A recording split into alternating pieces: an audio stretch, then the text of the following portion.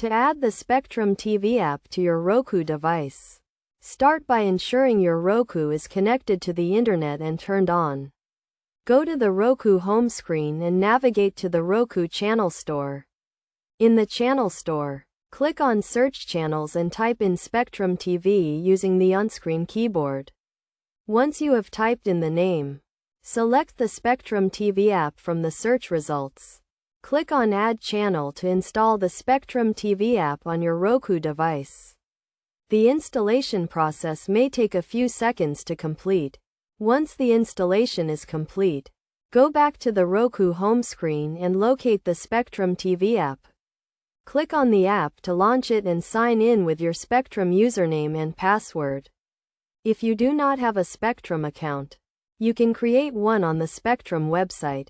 After signing in, you will be able to access the full range of Spectrum TV content, including live TV, on-demand movies and shows, and your DVR recordings. To get the most out of the Spectrum TV app, make sure your Roku device is running the latest software and that you have a stable internet connection. You can also customize the app by creating a favorites list and setting up parental controls to restrict access to certain content.